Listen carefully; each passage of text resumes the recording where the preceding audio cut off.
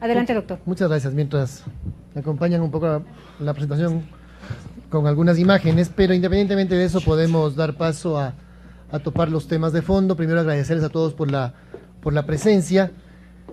El día de ayer hemos conocido a través de los diferentes medios de comunicación y redes de la exposición que ha hecho el Consejo Transitorio sobre la resolución tomada dentro de la evaluación que se ha hecho al Consejo de la Judicatura.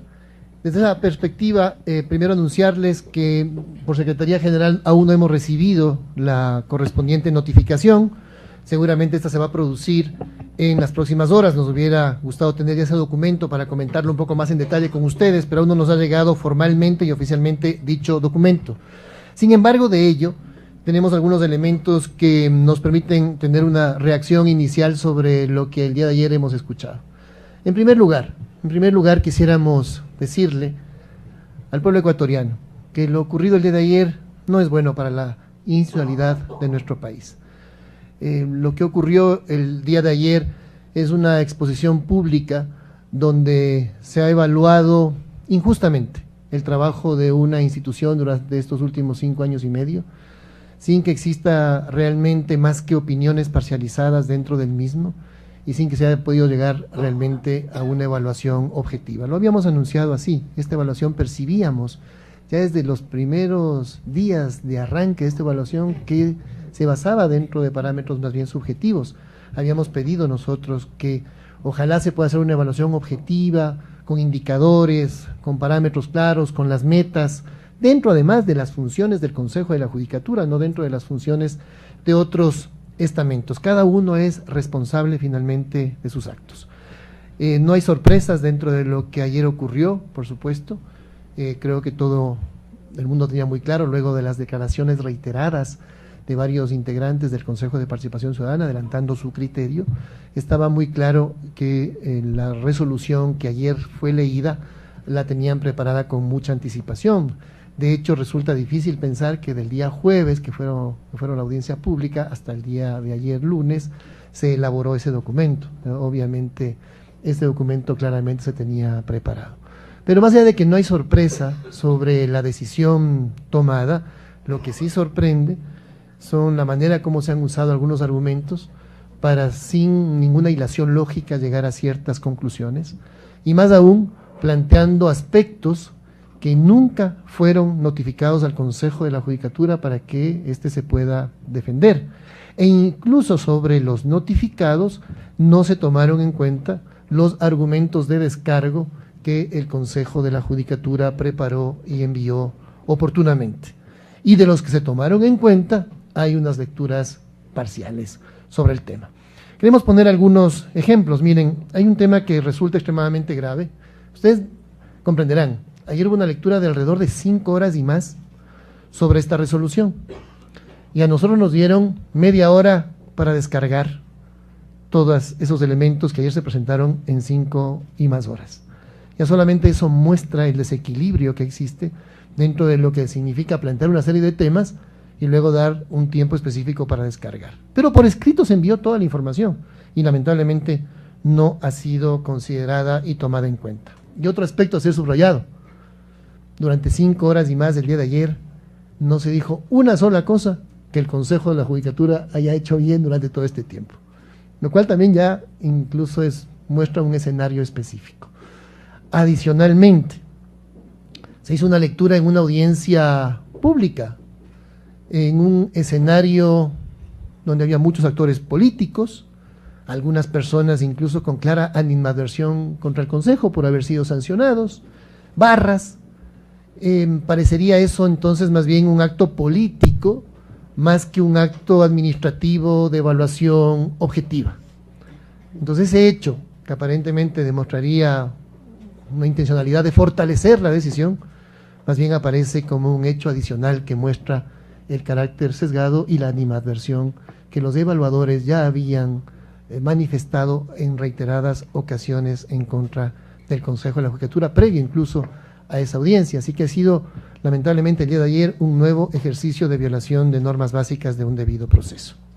Nosotros siempre nos sometimos a una evaluación, no nos aferramos, por cierto, a ningún cargo, no estamos aquí para defender la permanencia en ningún cargo, nosotros somos ciudadanos que sabíamos que íbamos a estar un tiempo al servicio de otros ciudadanos y queríamos siempre que ese tiempo sea el tiempo útil para servirlos, y lo hemos hecho dentro del marco de la ley. Ayer no se ha aprobado ninguna violación del Consejo de la Judicatura a sus competencias. Y vamos a poner algunos ejemplos que me parece que pueden ser muy decidores dentro del poco tiempo que tenemos para compartir con ustedes. Miren, se habla de un proceso de sanción a un juez y que aparentemente se le sancionó injustamente y que más bien él se defendía porque había sido hackeada la sentencia. Y fíjense en la conclusión a la que se llegó en la lectura del día de ayer. No tenemos el documento escrito aún, pero la lectura del día de ayer decía que esa era la prueba de que el Consejo de la Judicatura, a través del sistema informático, manipulaba el sistema para beneficiar al Estado. Eso se dijo, revisen la grabación o el documento que ya será público, que nos harán llegar seguramente en pocas horas. Eso se dijo. ¿Cuál es la realidad? El doctor que fue destituido en efecto, primero es un acto, no sé si tenemos imágenes sobre el tema. Muy bien, a ver, primero, mire, para que sigamos el tema cronológicamente. El sumario se inicia el 13 de marzo del 2012, supuestamente había guardado en el sistema su proyecto de sentencia, es lo que el doctor dice. En primer lugar, estos hechos ocurrieron en el año 2012. Nosotros llegamos en enero del 2013. Entonces, la primera prueba de que este caso muestra que el Consejo de la Judicatura, este Consejo de la Judicatura, se inmiscuía en las sentencias a través del sistema informático para manipular y hackear sentencias, primero se cae completamente porque los hechos ocurrieron antes de que nosotros lleguemos. Primer hecho. En segundo lugar, no hay ninguna prueba de ningún hackeo, porque el doctor firma las dos sentencias. ¿Cómo llega a conocimiento del Consejo de la Judicatura en el año 2013 este sumario? Cuando, llegando a segunda instancia, la Corte Provincial declara la nulidad del proceso porque constata que hay dos sentencias. Entonces la Corte Provincial le envía el caso al Consejo de la Judicatura para que el Consejo inicie el sumario. Ya estamos nosotros acá. Y entonces nosotros iniciamos el sumario porque la Corte Provincial alerta al Consejo y dice, ahí hay dos sentencias. Eso, por cierto, se llama error inexcusable, manifiesta negligencia, porque no pueden haber dos sentencias sobre el mismo caso. El doctor firma una sentencia el 15 de marzo del año 2012. La firma, la baja de su computadora y la firma. Luego, el mismo doctor, cuando le piden recurso de aclaración y ampliación las partes procesales, el doctor firma una sentencia completamente distinta el 12 de abril del 2012. La firma él mismo, tiene su firma. Entonces, evidentemente ustedes saben que un hackeo se produce cuando se altera un documento electrónico. En esa época no hay firmas electrónicas, ahora hay firmas electrónicas. En esa época no hay firma electrónica. Entonces el doctor imprime las dos sentencias y firma él las dos sentencias, las habrá leído. Luego él afirma que le han modificado dicha sentencia. El sumario se da porque tiene dos sentencias sobre el mismo caso que nos alerta la Corte Provincial. Y el tema finalmente no es contra el Estado, como se dijo, que es la prueba de que con eso se estaba beneficiando al Estado. En una sentencia, es entre dos privados, es un tema laboral, con una empresa privada y un trabajador. En la primera sentencia le condena a una empresa a $5,000 de indemnización y en la otra sentencia le condena a otra empresa a una indemnización de $10,000. Entonces, este caso entre privados, que no implica ningún hackeo, sino una tremenda negligencia del señor juez que firma dos sentencias distintas sobre el mismo caso y que la Corte Provincial nos alerta como Consejo de la Judicatura, hechos que se producen en el año 2012 y que este Consejo sanciona en el año 2013, resulta que es la prueba de oro por la cual se manifiesta que el Consejo de la Judicatura ha afectado la independencia judicial y ha usado el sistema SATGE electrónico para beneficiar al Estado ecuatoriano. Eso se dijo el día de ayer. Esas son, lamentablemente, los razonamientos de aquel equipo técnico que ha hecho ese informe y que lamentablemente el Pleno del Consejo de Participación Ciudadana Transitorio ha asumido como cierto, como verdad absoluta, y ha generado desde ahí esa noticia que lamentablemente, miren cómo se tergiversan las cosas, ya ahora en redes se dice manipulaban el sistema electrónico, hubo hackeo, se dice a partir de estos hechos, que son extremadamente claros. Por tiempo no puedo profundizar, si tuviéramos realmente todas las 5 horas que ayer se tuvo para hacer esta exposición, también podríamos ir desmontando uno por uno todos esos aspectos, que en todo caso quedaron desmontados en nuestras argumentaciones escritas, que en su momento se entregaron, y que también, por cierto, en el ejercicio de la impugnación prevista en ese proceso, por supuesto que insistiremos en que no es posible que se hagan este tipo de afirmaciones y de conclusiones sobre aspectos que no tienen ningún fundamento, ningún asidero. Algo que es inevitable mencionar en esta rueda de prensa es el tema del error inexcusable, porque le han dado también un amplio espacio ayer en esta lectura de el informe del Consejo de Participación Ciudadana, y se ha dicho que el Consejo de Control no tiene competencia para aquello. Fíjense que hay muchos juristas que sí reconocen aquello, de diversas tendencias políticas además, asambleístas, el doctor Luis Fernando Torres, por ejemplo, la doctora Marcela Guiñaga, por ejemplo, el doctor Henry Cucalón, entre otros, de diferentes tendencias políticas, que en la asamblea, cuando comparecimos a la mesa de justicia el año pasado, hablamos de esto largamente, y ellos decían, sí, el Consejo tiene esa competencia, pero eventualmente han abusado, eventualmente hay alguien que ha sido sancionado injustamente, pero nadie discutió la competencia que tiene el Consejo de la Judicatura sobre aquello, porque la competencia es extremadamente clara. Y no solamente es eso, los juristas, constitucionalistas, gente que sí sabe derecho, sino también los propios tribunales contencioso administrativos, que en sus sentencias han establecido no solo que existe el error inexcusable, no solo que el Consejo puede sancionar, que eso tampoco nadie lo dijo, ni siquiera ayer, sino que el Consejo puede determinar, identificar de forma directa la existencia de ese error inexcusable y por lo tanto también sancionarlo. Así lo ha dicho el Tribunal Contencioso Administrativo de Quito, por ejemplo, en una de sus sentencias que dice: esta facultad correctiva de los jueces no determina que sea un presupuesto sine qua non para el establecimiento del tipo sancionatorio de error inexcusable. Porque lo que se dijo ayer era que el artículo 131 del Código dice que primero el juez debe pronunciarse y entonces luego el Consejo de la Judicatura debe hacerlo. No, el juez puede identificar también, y si le identifica le pasa al Consejo para que sancione. Y el Tribunal Contencioso Administrativo, por supuesto, tiene esta lectura además adecuada y dice, así es, eso que dice 131 no es una condición previa, el Consejo lo puede hacer. El Tribunal Contencioso Administrativo de Cuenca igualmente dice: reconocer la potestad del Consejo de la Judicatura, órgano de administración de la función judicial, para en el ámbito administrativo determinar la existencia del error inexcusable. Determinar y luego sancionar. Ayer se decía, no, solo puede sancionar, pero no lo puede determinar. Y la Corte Nacional de Justicia, el Consejo de la Judicatura, tiene por norma constitucional y legal la función de determinar la existencia del error inexcusable y de otros tipos de infracción disciplinarias.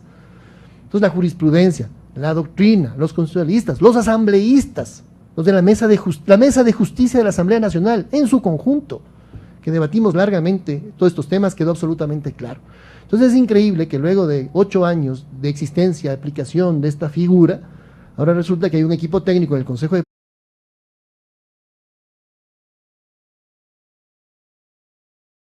Esa es una afectación a la independencia judicial.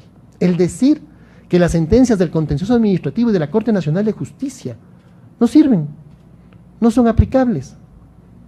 700 y más abogados en el país han presentado de forma directa ante el Consejo de la Judicatura quejas por error inexcusable. Cuando ha habido razón para la sanción se la ha dado y cuando no, no. Alcaldes de diversas tendencias políticas en nuestro país, de todas las regiones, en algunas ocasiones han presentado acciones, sumarios, quejas por error inexcusable.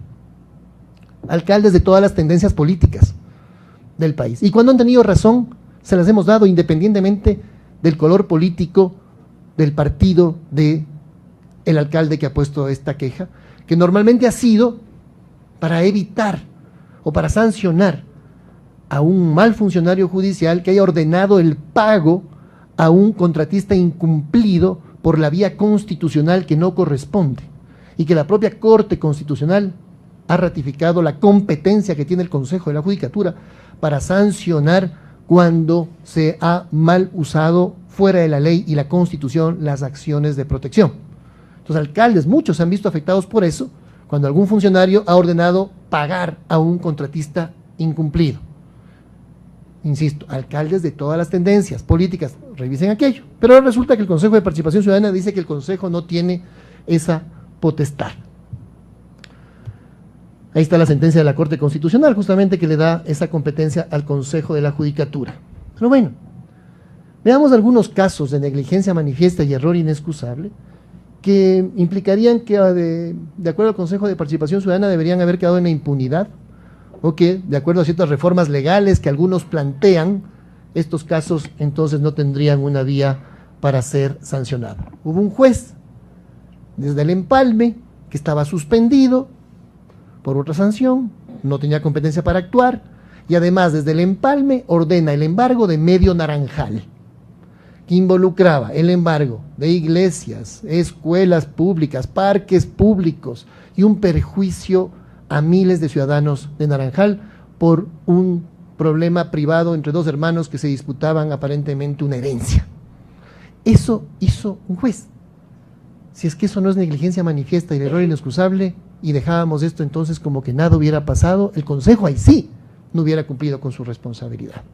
Estos son los tipos de casos entonces que se pretendería que el Consejo actuó mal y que debimos haber visto para otro lado y no atender las quejas ciudadanas o de autoridades públicas que también tienen el derecho a quejarse.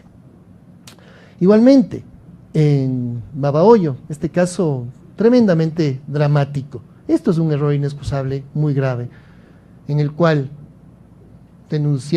habiendo de la madre denunciado que a su hija la había violado el abuelo, en la mañana el juez dicta orden de prisión contra el responsable presunto, y la ley dice dos cosas: una, que no hay sustitución de prisión preventiva cuando es un tema de violación, y dos, que cualquier sustitución es en audiencia.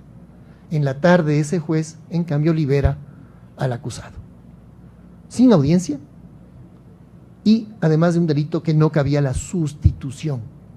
En la mañana el juez podía o no haber dado la prisión preventiva, pero la dio, y si la dio, solo la puede modificar con audiencia pública, y si es que cabe de acuerdo con la ley. Entonces estos casos habrá que dejarlos seguramente en la indefensión a los ciudadanos que se quejan de estos elementos.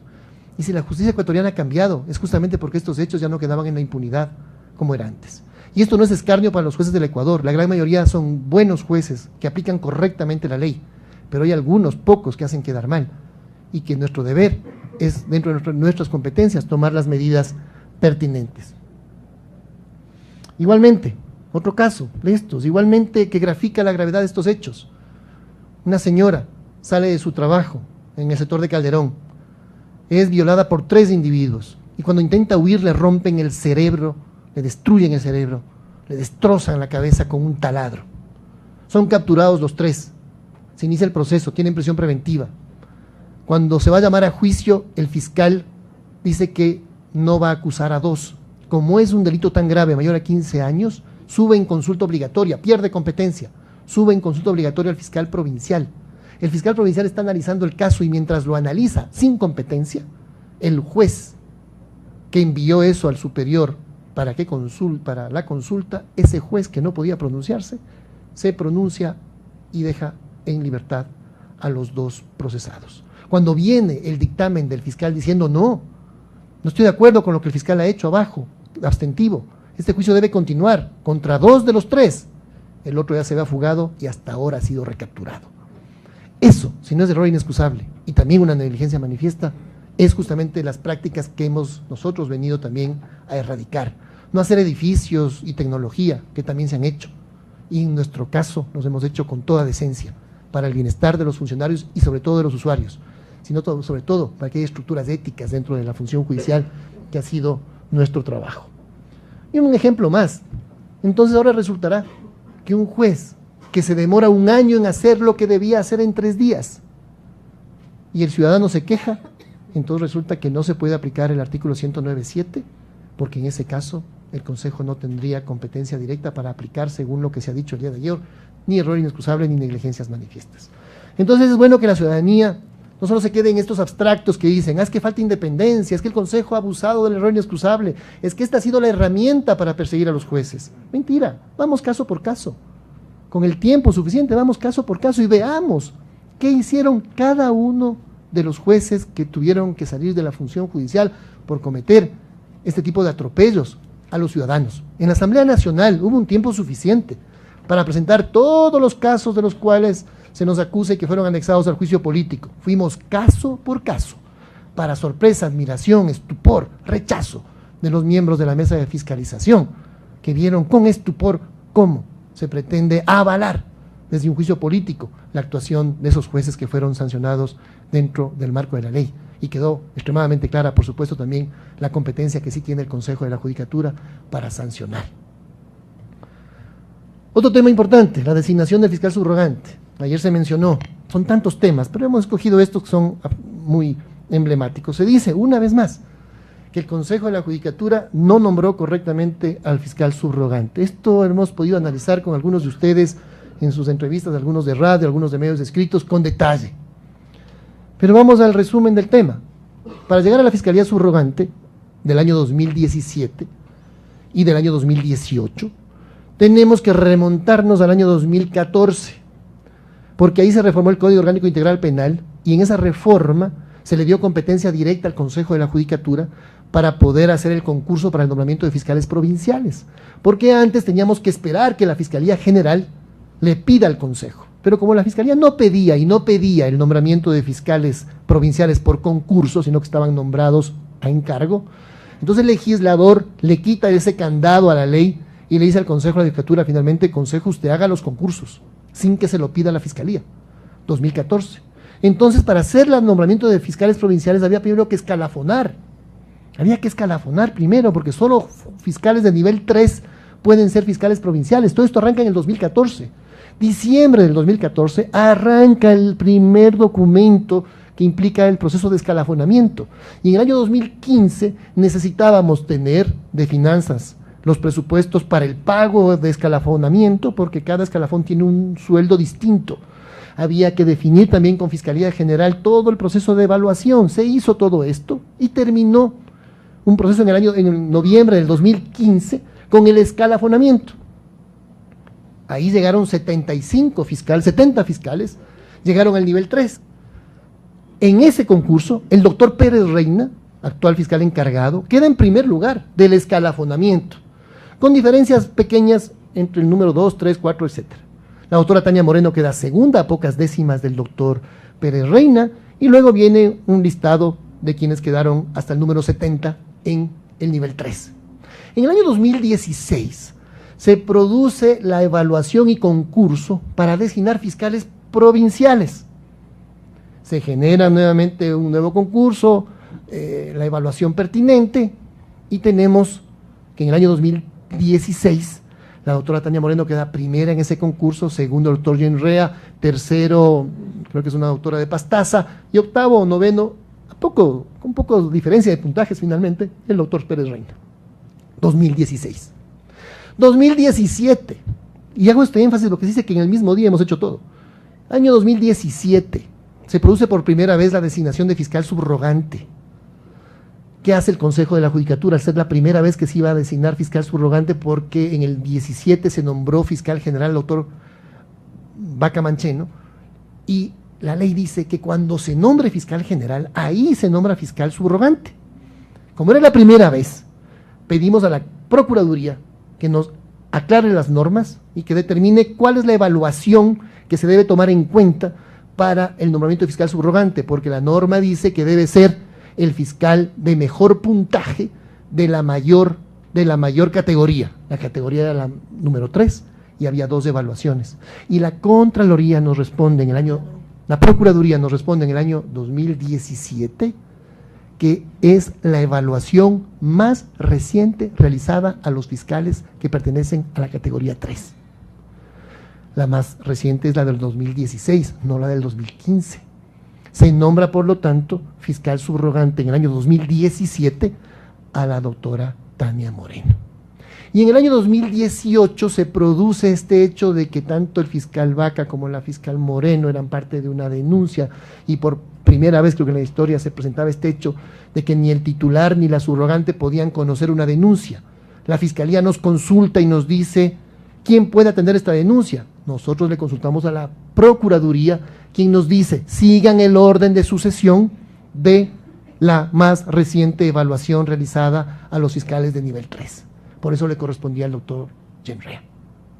Esto, por ejemplo, es un ejemplo más de que el día de ayer el Consejo Transitorio da muestras de que no usaron nuestras pruebas de descargo, porque las consultas a la Procuraduría General del Estado que les he mencionado y todos los aspectos relacionados al concurso del año 2015, al concurso del año 2016, a la respuesta de la Procuraduría del año 2017, la respuesta de la Procuraduría del año 2018, no fueron ayer mencionados un segundo.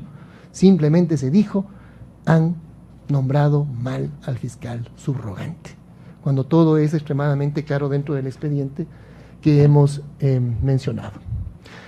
Esto también es extremadamente importante mencionar, porque se ha reiterado, más allá de tantas explicaciones que se han dado, que en efecto, según el Consejo de Participación Ciudadana, sí tiene responsabilidad el Consejo de la Judicatura sobre estos concursos de nombramiento, sobre los nombramientos de fiscales en los concursos realizados en el año 2014-2015. Cuando tenemos, y hemos presentado también a la Asamblea Nacional, los descargos con las certificaciones de que la misma Contraloría certifica que ningún miembro del Pleno del Consejo de la Judicatura tiene ninguna responsabilidad en dichos nombramientos, producto de que se dieron en función de informes vinculantes para el Pleno emitidos por los directores provinciales. Entonces tenemos ahí la debida certificación que nos dice que el Pleno no tiene ninguna de estas responsabilidades. Adicionalmente, en la Asamblea Nacional se presentaron documentos falsos sobre esto, y por cierto, el día de hoy estaremos a las 2 de la tarde en la Fiscalía formalizando dicha denuncia, haciendo el reconocimiento de firma y rúbrica de la denuncia por uso doloso de documento falso en el marco de dicho juicio político. Ahora bien, junto con estas certificaciones con las que cuenta el Consejo de la Judicatura, también es preciso mencionar que los propios directores de talento humano todavía no tienen en firme dichas multas, porque tienen y han interpuesto su derecho de impugnación y de revisión delante de la Contraloría General del Estado. Entonces ni siquiera se encuentra en firme la sanción de multa a los directores de talento humano, quienes están defendiendo, y que bien podrían desvirtuar y disolver cualquier responsabilidad de pago de multas. Si ni para ellos está en firme, peor aún para el Consejo de la Judicatura, que la misma Contraloría afirma que no tenemos responsabilidad. Y se dice ayer, la Contraloría dice esto porque la Contraloría había perdido competencia para hacer análisis de gestión, y que ese sería nuestro principal argumento. No es así. Miren cómo han distorsionado nuestros argumentos de defensa. Nuestro argumento de defensa de fondo es que no tenemos ninguna responsabilidad, porque tenemos obligación, de acuerdo al artículo 73 del Código Orgánico de la Función Judicial, a aceptar como vinculantes los informes que provienen de quienes manejan los bancos de elegibles. Ese es el argumento de fondo. Porque si fuera el otro argumento que dice el Consejo de Participación Ciudadana, entonces tampoco habría responsabilidad aparente para los directores, que también es un análisis de gestión, no de manejo de fondos. Entonces no es ese el argumento, que insisto, ni siquiera esa responsabilidad aparente está todavía infirme para los directores de talento humano, que dentro de un universo de más de 750 nombramientos de fiscales en 5 años y medio, la Contraloría ha observado 33 que no corresponden totalmente al manejo estricto del banco de elegibles. Por eso hacia allá ciertas responsabilidades. Y esto no es que estamos echándole la culpa a los directores, es simplemente que cada uno asume responsabilidades en el marco de la ley, y que, insisto, los directores todavía tienen toda la oportunidad de disolver cualquier eventual responsabilidad de multas que la Contraloría ha determinado inicialmente y que todavía pueden ser absolutamente desvanecidos. Pero también se dice que hay un concurso en el que debió el Consejo declarar desierto.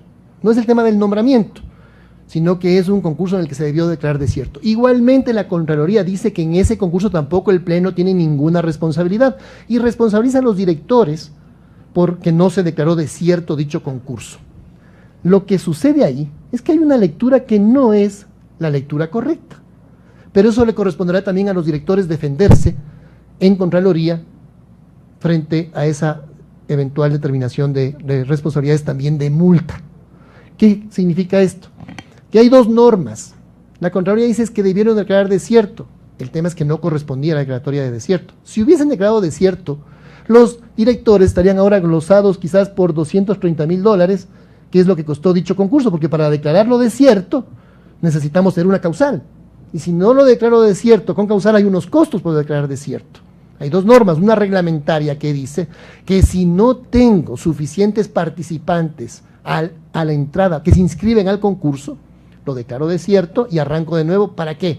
Si tengo 400 cupos para la función judicial y solo se me inscribieron 100, mejor ni arranque esto, declare desierto y arranque de nuevo, para que tengamos suficientes concursantes. Resulta que aquí había más de 400 concursantes, por lo tanto no aplicaba la norma de declararlo desierto. ¿Qué sucede? Cuando llegas al punto 9 de este gráfico, para entrar a la escuela de la función judicial, de esos 400 cupos, solo 80 aspirantes cumplían con todos los requisitos y el puntaje superior a 80 puntos. Aquí no se le cambió el puntaje a nadie, no se le regaló un punto a uno o a otro, no.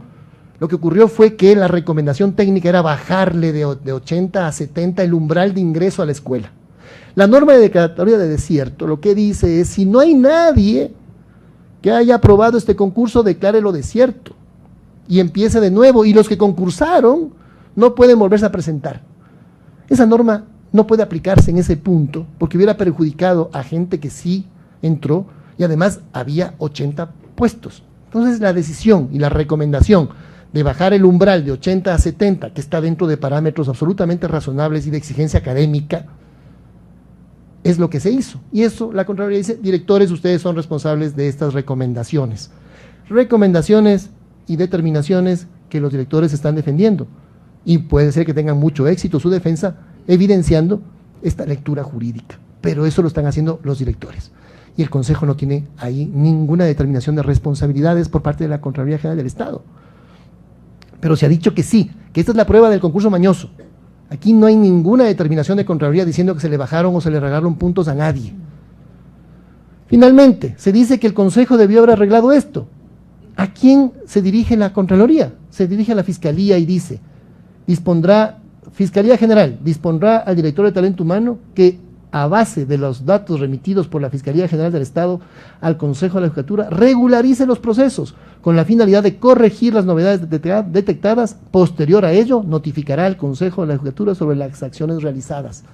Le dice a la Fiscalía que corrija lo que haya que corregir y le comunique al Consejo de la Judicatura las acciones tomadas. Miren, hay muchos análisis subjetivos dentro de lo que ha leído ayer durante 5 horas el Pleno del Consejo de Participación Ciudadana, y haré referencia muy rápidamente a dos, antes de darle la palabra al doctor Arbito sobre aspectos también técnicos importantes que ayer se mencionaron muy rápidamente, para atender también, por supuesto, luego las preguntas que ustedes consideren oportunas. Se dice esto, miren, las orientaciones parten de un núcleo ideológico consciente. No se trata de acciones aisladas, sino de planes concertados y explícitos. Projusticia es un espacio de origen think tank que alimenta estas visiones y prevé de los cuadros clave. ¿Qué están diciendo aquí? Es parte de que no tenemos independencia. Por cierto, ese es el gran argumento, que no hay independencia, porque hemos trabajado en uno u otro lado. En primer lugar, la Constitución de la República no pone ninguna inhabilidad para ningún funcionario por haber trabajado en una entidad no poder trabajar en otra. Dicen que eso genera conflicto de intereses. Nadie ha demostrado ayer ningún tipo de conflicto de intereses, y si lo tienen deberían demostrarlo. ¿Y en qué caso en particular se habría generado ese conflicto de intereses? No existe una inhabilidad. Y si es que alguien ha dicho que hay una falta de independencia, debería probarla en un caso concreto, no simplemente esta abstracción. Pero se dice además en este informe cosas como estas, que ya desde Projusticia se estaba pensando en planificar todo esto y llegar algún momento a tomarse la justicia. Bueno, el día de hoy he escuchado que uno de los candidatos para venir al Consejo de la Judicatura es el doctor Farid Simón. El doctor Farid Simón conoce reforma judicial. ¿Saben que conoce reforma judicial? ¿Por qué? Porque trabajó en Projusticia. Entonces, según ese informe, tampoco tendría ya vinculaciones, tendría conflicto de intereses, porque trabajó en Projusticia, que ahí fue donde lo conocí más cercanamente, y creo que es una persona con un nivel de preparación interesante, que sabe reforma judicial, creo que tiene lecturas erradas en otras cosas, pero es alguien que tiene una formación, y la tiene por haber trabajado en Projusticia justamente. Entonces hay una serie de prejuicios, y parecería que dependiendo de quién se trata, haber estado en un lugar o en otro, generaría entonces una falta de independencia. La falta de independencia no puede ser un concepto abstracto político. Habrá que ver en qué caso, quién interfirió y si hay pruebas sobre aquello. Nosotros de aquí, los vocales del Pleno del Consejo de la Judicatura, vinimos genuinamente a transformar la justicia del Ecuador.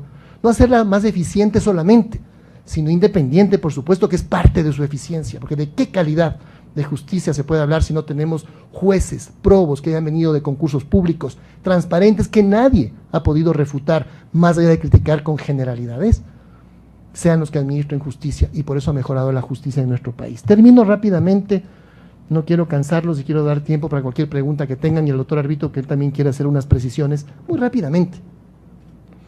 Así recibimos la función judicial nosotros en el año 2013, como venía desde el año 2012, con 4 puntos de congestión, línea roja, 4 puntos de congestión.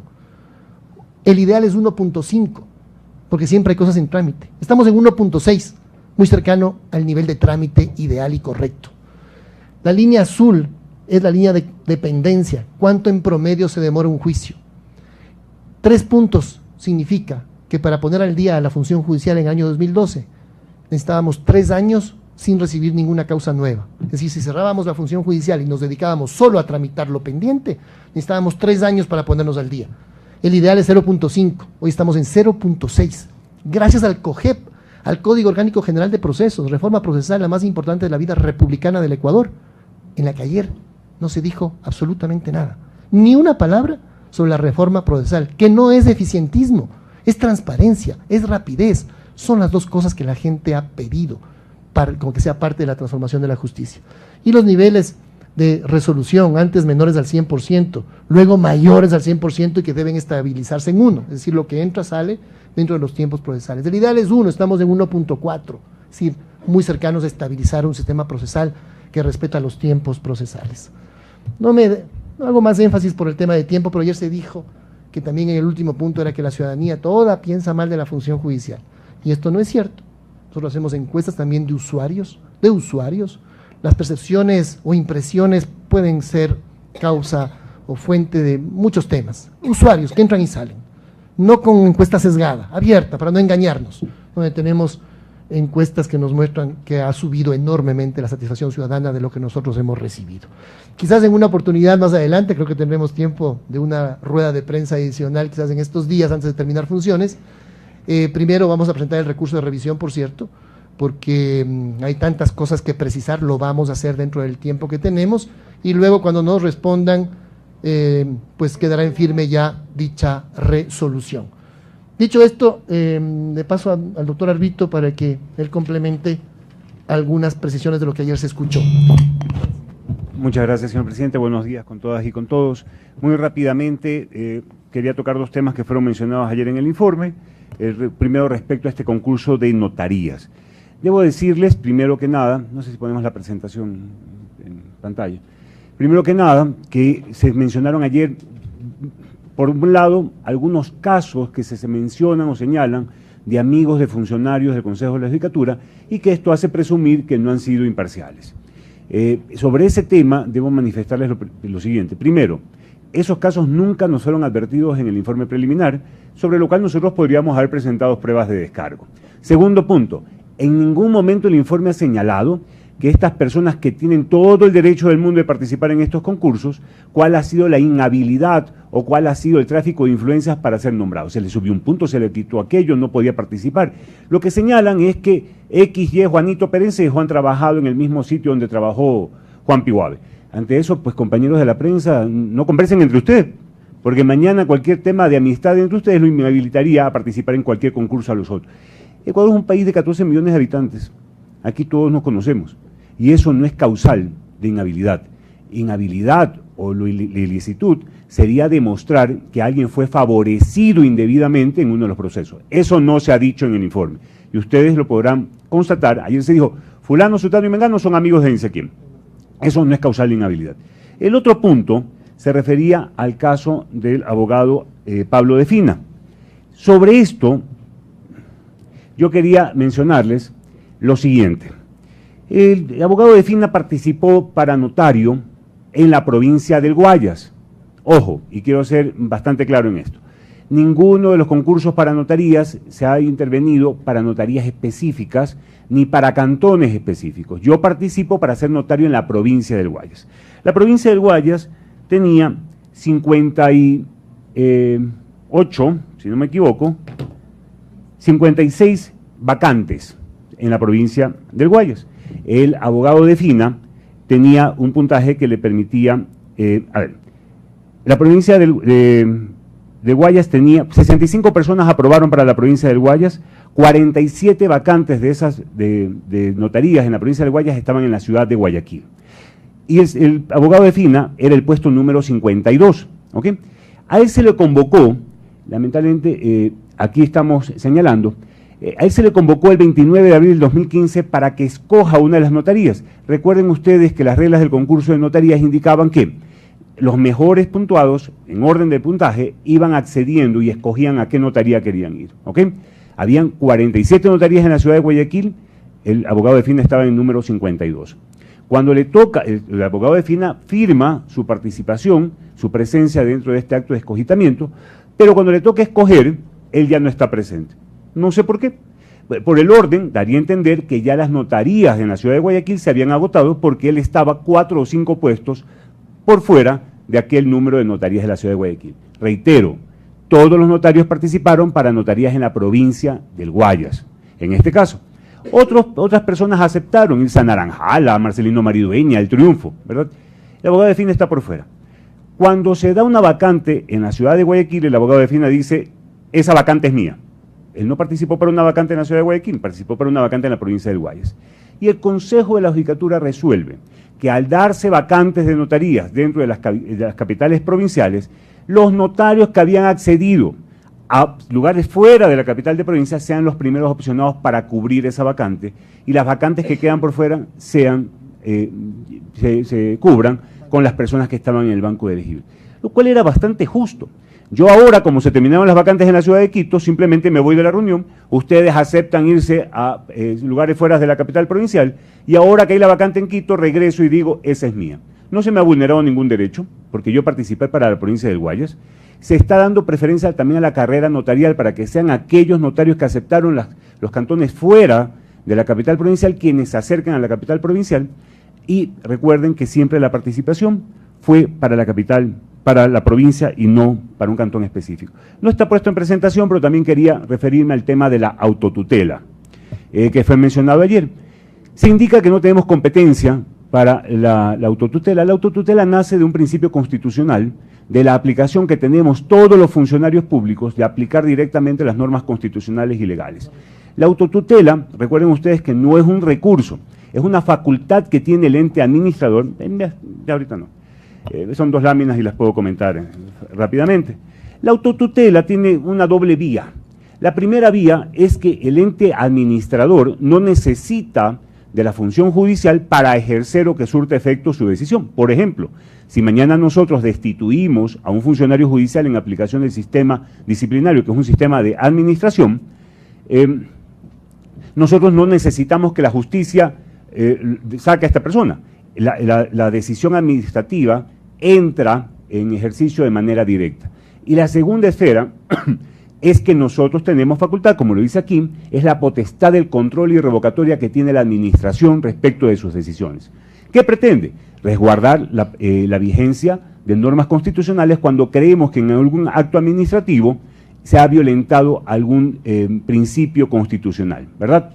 En la mayoría de los casos, en casi todos los casos que hemos aplicado autotutela, el principio constitucional que hemos visto violentado es el principio de proporcionalidad, que está garantizado en la Constitución. Entonces, la Constitución me dispone, la Constitución me dice que hay unos vicios de nulidad que tú los puedes enmendar directamente.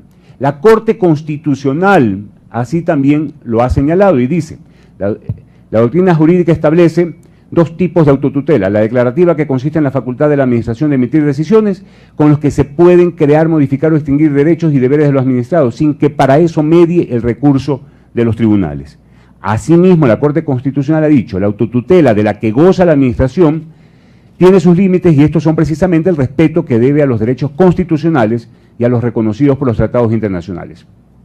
Es de esta manera que la propia administración está en capacidad de revisar sus actos, sean estos normativos o administrativos, de manera unilateral y por su propia voluntad. Entonces, la propia Corte Constitucional, la Sala de lo Contencioso Administrativo de la Corte Nacional, también en esa misma línea se manifiesta. Nos dicen, es una vía totalmente facultada por la Constitución para que el ente administrador enmiende los errores por vicios de alguna norma constitucional que han tenido sus resoluciones. Debo manifestarles adicionalmente que creo que la autotutela se ha ejecutado, o la hemos usado, durante más de 5 años y medio de vigencia del actual Consejo de la Judicatura en 30 casos. Es decir, no es ni el 0.001 del universo de procedimientos o de sumarios disciplinarios que ha tramitado el Consejo de la Judicatura. Muchas gracias.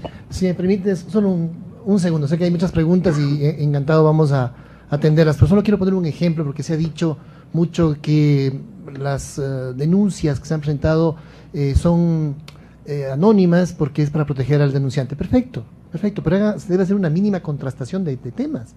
Porque si no es cualquier cosa que alguien va, dice, y entonces se suma, y dice, son 700 en contra del Consejo. Nos hicieron llegar 114 y ellos mismos dicen que han hecho un análisis de 29.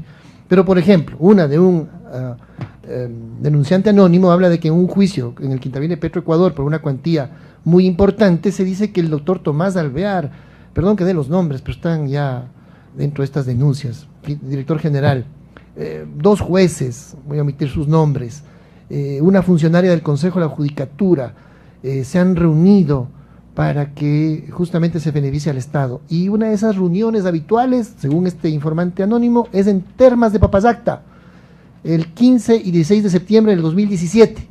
O sea, ahí está la prueba. Bueno, ese día el doctor Tomás Alvear estaba en Guayaquil. Entonces, esas son las denuncias. Esos son los tipos de denuncias, pero que se suman y se hace entonces una afirmación de esta naturaleza en la que se dice que hay tantas denuncias contra el Consejo de la Judicatura. Lo cierto es que no hay ni una sola prueba de ninguna injerencia, de ninguna interferencia. Lo que se dice es, fueron funcionarios, fue ministro y por lo tanto tenía una consigna. Cuando yo he sido reiterado en decir categóricamente que yo volví a la función judicial por mi decisión personal a participar en un proceso de selección donde nadie impugnó mi participación, y ahora se dice que el Consejo que nos nombró a nosotros no era independiente, y hacen una serie de críticas al Consejo de Participación Ciudadana que nos nombró a nosotros. Yo me pregunto si a ese Consejo de Participación Ciudadana que nos nombró a nosotros le dieron la oportunidad de defenderse. Y no sé si es que jurídicamente puede tener algún sustento decir, como no era independiente el Consejo de Participación Ciudadana que los nombró, a ustedes tampoco son independientes y no lo son tampoco porque trabajaron en uno u otro ministerio. Cuando la independencia tiene que traducirse en algo concreto y específico, en la cual se verifique si hubo o no ninguna afectación, y eso tiene que probarse bajo un debido proceso. Muchas gracias. Presidente, vamos a las preguntas inmediatamente. Jacqueline Rodas de Coavisa. Sobre este tema que se trató ayer en la evaluación, justamente en las críticas a la falta de independencia de parte de algunos de los vocales y de usted por haber formado parte del gobierno anterior, más allá de la explicación que ustedes dan de que no hay una inhabilidad legal por haber trabajado en el gobierno, quisiera saber si le merece alguna opinión, otros análisis que se hacen alrededor sobre si, más allá de que no haya inhabilidad legal, debía o no usted estar al frente de un organismo independiente como el Consejo de la Judicatura cuando formó parte del gobierno de Rafael Correa, estuvo en varias carteras de Estado, es su amigo e incluso llegó a ser su secretario particular. Y la otra consulta que tengo es si es que ya queda en firme la decisión de la cesación de ustedes, ¿tienen previsto acciones legales a nivel nacional o internacional? El presidente François Mitterrand en Francia, en la Quinta República Francesa, propuso el nombre de uno de sus más cercanos amigos para el Consejo Constitucional. Y ahí no existe tampoco ninguna inhabilidad por tener alguna cercanía personal con alguien para ir a presidir la Corte Constitucional francesa, el Consejo Constitucional de Francia. A las personas se les juzga por sus actos, no por simpatías o antipatías, porque entonces habría que evitarse todas las 5 horas de ayer y decir, oiga, usted nos cae mal, nos parece que tiene una cercanía, no nos gusta que esté ahí. Bueno, lo entendería mejor si se hubieran ahorrado muchos esfuerzos, pero no. Eso no es ninguna causal. Y a las personas se les juzga por sus actos, por lo que han hecho en el uso de sus competencias, y todo lo que ayer se dijo no tiene ningún sustento fáctico. Sí, se aferra mucho el tema de decir, no, pero es que la independencia, se dice esto, ¿no? No solo hay que ser, sino parecer. La mujer del César no solo tiene que ser, sino parecer. Realmente me parece un comentario incluso que tiene una connotación discriminatoria y hasta machista. A las personas se les juzga por lo que hacen, ni siquiera por lo que parecen, porque eso se diría discriminatorio. Y si es que hay una causal de inhabilidad, pudo haber habido una impugnación. Y si nosotros en el ejercicio de nuestras funciones alguien dice que ha interferido, que nos digan cómo, cuándo, dónde, en qué caso. Nosotros no hemos interferido nunca. Hemos defendido siempre la independencia judicial y si he pasado por una experiencia enriquecedora de administración pública en uno u otro ministerio, eso solamente aportó para que aquí podamos con experiencia trabajar de mejor manera por los ciudadanos. A eso vinimos. Nosotros no nos aferramos a ningún cargo, insisto. Vinimos a transformar la justicia, creo que en buena parte lo hemos podido hacer, más allá de muchas cosas que faltan por hacer, sin duda que falta mucho, pero hemos avanzado enormemente. Y eso ayer en la evaluación no se dijo nada. Perdón, las acciones, sí. Bueno, vamos a esperar, Jacqueline, que nos comuniquen formalmente el contenido, porque creo que también muchas cosas dependerán del texto final. Nosotros tenemos derecho al buen nombre también, así que vamos a esperar que se notifique el texto, parece que ha llegado ya, y entonces ya analizaremos el texto de acuerdo a esto, presentaremos nuestros recursos de revisión, eso sí lo vamos a hacer dentro de los 3 días previstos. Ellos tendrán 5 días, seguramente el día viernes, en ese caso se cumple nuestro plazo para presentar, tendremos hasta el día viernes, si ha llegado el día de hoy.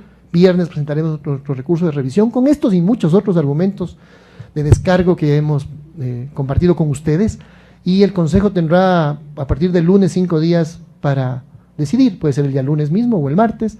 Nosotros terminaremos nuestras funciones, ahí nos harán llegar un documento final con un texto final y ahí veremos lo que se dice, y en función de aquello creo que todos tenemos derecho al buen nombre. Freddy Paredes, de Teleamazonas. Señores consejeros, yo quisiera consultarle dentro de la estructura del Consejo, la Judicatura, si se ratifica la salida de ustedes y eventualmente la de los señores alternos, ¿qué funcionarios según la estructura del Consejo de la Judicatura podrían asumir temporalmente sus cargos? Gracias, Freddy, por la pregunta. Según la Constitución y según la ley, al mismo tiempo que se posesionan los titulares del Consejo de la Judicatura por 6 años, se posesionan los alternos por el mismo periodo, dice la Constitución y la ley. Entonces, el día que nosotros tomamos posesión, se posesionaron también 5 alternos.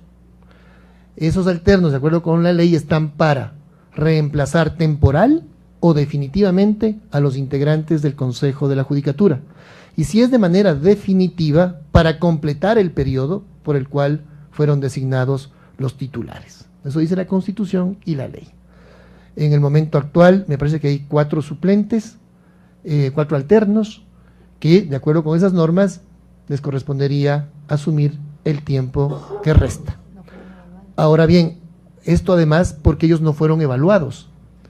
En el juicio político sí fueron convocados los suplentes y también ejercieron su derecho a la defensa. Quiero decir que en la Asamblea ha habido un tiempo muy amplio para realmente poderse defender y hasta aquí nosotros vemos un proceso muy claro, salvo el hecho de que hay pruebas falsas que no las podrían valorar, por supuesto. Pero en este caso los alternos no fueron objeto de evaluación, ellos no fueron convocados ni se les ha pedido que presenten ningún papel, así que ellos no podrían ser cesados por un proceso en el cual no participaron. Javier González, de Diario El Universo. Doctor, buenos días. Acá estoy. Sí, era para consultarle, si no me equivoco, el alterno de ustedes, el doctor Marco Maldonado, que es juez de la Corte Nacional de Justicia. Y la otra es si es que la Corte Constitucional ya les ha dado alguna resolución, porque me parece que ustedes pidieron una interpretación de las atribuciones que tenía el Consejo Transitorio. Y en base a eso quizá podrían hacer la argumentación ya cuando les entreguen el texto final. Gracias. Miren, los alternos no lo pone el principal, quiero subrayar aquello. No es que el principal nombra a su alterno. Eso viene de una terna que elabora la fuente específica y que el Consejo de Participación Ciudadana nombra finalmente. El que queda en segundo lugar es el alterno del titular. El doctor Marco Maldonado es alterno por el nombramiento que obtuvo en su momento. Eso no implica ninguna vinculación específica ni personal con el titular. Por un lado, y sobre lo segundo, en efecto, se presentó esa consulta a la Corte Constitucional, pero hasta ahora no hemos recibido ninguna respuesta. Acá, presidente, vocales, acá, perdón, ¿cómo están? Presidente, quiero conocer si usted considera que la decisión que tomó el Consejo de Participación Ciudadana de Transición podría modificar en algo la decisión de la Comisión de Fiscalización de la Asamblea Nacional en torno a que el proceso de juicio político pase al Pleno y desencadene en lo que podría ser una censura. Eso por una parte. Y no sé si podemos tener una reacción de cualquiera de los otros vocales que también han sido mencionados ayer en ese informe, que tenían algún tipo de cercanía con el expresidente Rafael Correa, e incluso hablaban del título del vocal Alejandro Zubía, que decían que no es un título habilitante para ser parte de la judicatura. Gracias. Bien, a ver, no debería haber, porque son dos procesos distintos. El uno es un proceso de evaluación, donde hay unos parámetros que finalmente serán develados totalmente subjetivos, y el otro es un proceso de juicio político, que es objetivo en cambio, donde debe verificarse objetivamente la verificación de una causal para que haya censura o destitución. Causal, ahí tiene que haber una causal. Otro es una evaluación donde unas personas dicen, a mí me parece que esto no se ha cumplido, y es, como vimos ayer, absolutamente subjetivo, y como hemos visto hoy, además, sin ningún fundamento fáctico y real. Entonces, esto maneja una dinámica. Lo otro tiene otras dinámicas, y que implican verificar en la práctica que se haya, con pruebas verdaderas, con pruebas legítimas, se haya verificado una causal de destitución. Entonces son dinámicas completamente distintas, la una no debe afectar a la otra, porque lo uno es subjetivo, lo otro es objetivo, y evidentemente me parece que la mesa de fiscalización es muy consciente ya de la falta de fundamento de ese juicio político, me dio esa impresión, y además el uso de documentos falsos no está previsto ni para un juicio político, porque algunos dicen, no, lo que pasa es que es político, sí se puede, no. El debido proceso, como dice la Corte Interamericana de Derechos Humanos, se respeta en todo proceso, administrativo, civil, penal, político, lo dice la Corte expresamente. Entonces, no porque sea juicio político se pueden usar documentos falsos. Así que yo creo que eso los asambleístas no lo sabían y ahora lo saben. Vamos con Robinson Robles de la televisión corresponsal. Había una pregunta, sí, no sé si algún vocal quería hablar del tema de vinculación. Sí. Yo le digo al presidente de la República, o sea. Si no la tienes. Buenos días. Sí, he sido nombrado en algunas ocasiones respecto a mi formación. Sí, efectivamente mi título es de ingeniero civil. Yo tengo más de 40 años trabajando en lo que es tecnologías de información y procesos de modernización en el Estado y en la empresa privada. Cuando se habla de modernización, eso está claramente establecido en el Código de la Función Judicial, que una de las responsabilidades del Consejo es la modernización del sistema judicial. Por tanto, la modernización implica que también se debe hacer más expeditos los procesos, el acceso del ciudadano a la justicia. ¿Cómo se hace eso? Se hace actualmente con tecnología. Entonces, mi profesión, mi experiencia profesional, como dice el Código Orgánico, si es afín, porque hemos hecho un proceso de modernización. Creo que eso contesta. Tal vez vale la pena precisar también mi relación con el Ejecutivo. Realmente yo fui director del Desarrollo Tecnológico del Servicio de Rentas Internas desde el año 2008. O sea, yo arranqué todo el proceso cuando se creó el Servicio de Rentas Internas, con el SADEMENA. Estuve muchos años ahí y luego fui asesor del municipio de Quito en modernización, y luego volví al Servicio de Rentas Internas hasta el año 2008, ¿no? Y luego fui contratado por la CAF, bajo el proyecto PACES, para ser asesor del Ejecutivo en todos los temas de modernización. Luego pasé al Consejo de la Judicatura. Esa es mi formación y eso es por lo que yo he estado trabajando en el Consejo de la Judicatura. Siguiente pregunta, Robinson Robles, corresponsal de Televisión Francesa. Gracias. Si me permites, porque también se indicaba sobre el tema de acercamientos con los gobiernos, de asociación. En mi caso particular, y creo que el caso de todos los vocales, incluso se nos ha indicado nuestro paso por Projusticia, que ya fue mencionado por el señor presidente. Es decir, ahora lo que, según este informe, lo que debía haber hecho yo es graduarme de abogado y sentarme en una vereda, sin conversar con nadie, ni trabajar en ningún lado, viviendo el maná divino, ¿sí? Hasta que esperar que alguien me llame, porque ahí sí demostraría mi imparcialidad y mi independencia. No, la independencia se demuestra con las actuaciones. Créanme, mire, en mi caso particular, fui convocado y fui como delegado del Consejo de la Judicatura ante la Presidencia de la República y suscribimos una carta de apoyo a los resultados de la consulta popular y a someternos a una evaluación, no a un prejuzgamiento, que es lo que se nos ha hecho.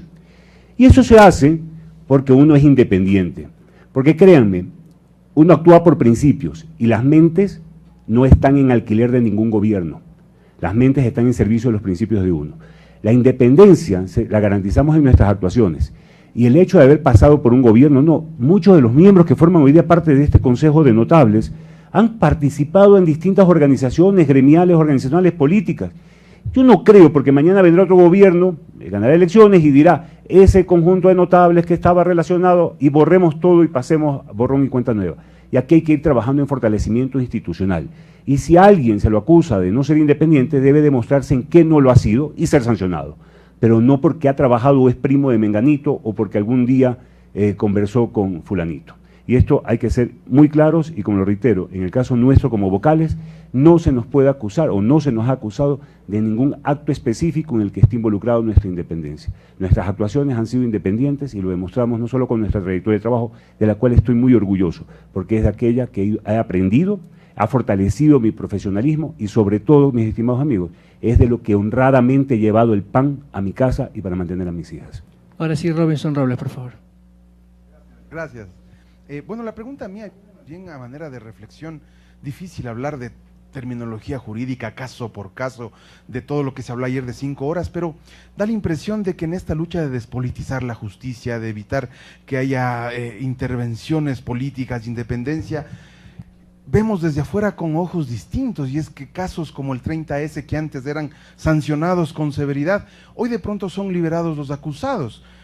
Un supuesto secuestro contra un político que antes no daba paso a la justicia, hoy aparece como un caso donde incluso se desclasifica su información. Del general Gabela da lo mismo, antes era un caso que no daba paso y hoy con el nuevo gobierno sí se da paso. Casos que antes no se daban paso, hoy sí se dan paso. Entonces, ¿qué significa eso? Sin hablar jurídicamente, sino como ciudadano, pese a que también soy abogado, sí pienso que esta simbología que estamos teniendo como ciudadanos es que antes sí y ahora no. Antes sí había independencia y ahora no. Antes sí estaba politizada y ahora no. ¿Y a qué estamos sometidos para que a futuro sigamos con esta cuestión? Y esto llevaría a una conclusión de que ustedes, como son ahora los mal vistos por el actual gobierno, serían también judicializados y por qué no hasta su libertad estaría en riesgo. Les dejo esta inquietud. Robinson, gracias por tu reflexión. Pero varias precisiones. Cada persona debe ser sujeta, es responsable de sus actos. Cada uno es responsable de sus actos. Ahora bien, tu apreciación, le dices, mira, pero hay esto y lo otro. Depende que coloques con mayor énfasis también, porque también te podría decir, en estos últimos años, donde hemos estado aquí nosotros, la doctora Mary Zamora fue declarada inocente. El doctor Salvador Quispe, se le anularon 2 juicios por peculado.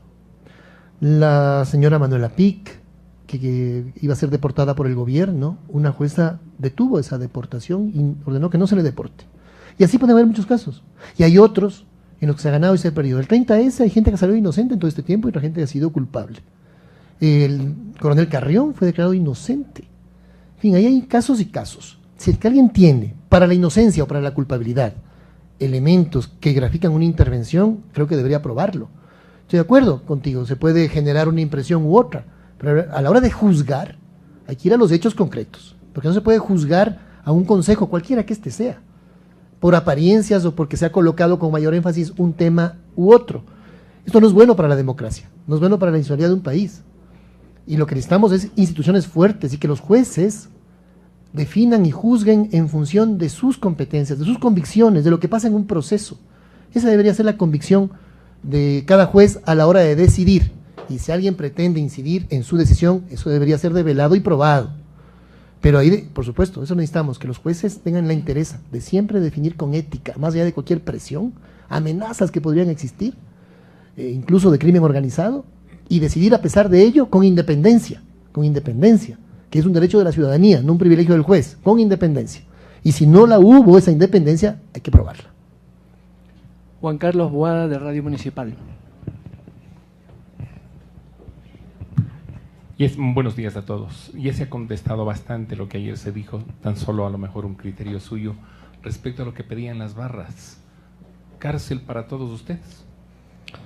A ver, esas son las barras que solamente demuestran una animadversión del Consejo Transitorio, que las ha organizado para que decoren un poco el escenario de la lectura de su resolución.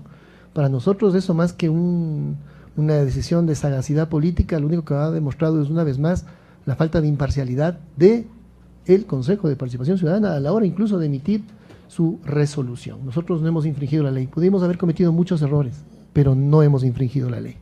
Nos falta mucho por hacer, pero mucho hemos hecho y no hemos infringido la ley. Y la gente es responsable ante la justicia por infringir la ley. Nosotros estaremos dispuestos, por supuesto, a defender nuestro trabajo, nuestro buen nombre en el escenario en el que lo que tengamos que hacer. Y solo complementar lo de Robinson, que se me quedó por definir, que decía un poco el tema de la fiscalía, que ahora se avanza más. A ver, cada uno en el ámbito de su competencia. El Consejo, Robinson, el Consejo tiene el ámbito de rectoría de la carrera judicial, el tema disciplinario, el tema administrativo. La investigación procesal y preprocesal penal de los casos que tú has mencionado son de la Fiscalía, no del Consejo. Entonces también es importante definir con claridad quién es responsable de qué, también para complementar eso. Y muchas gracias. Muchas gracias, señores periodistas, las autoridades. Muchas gracias.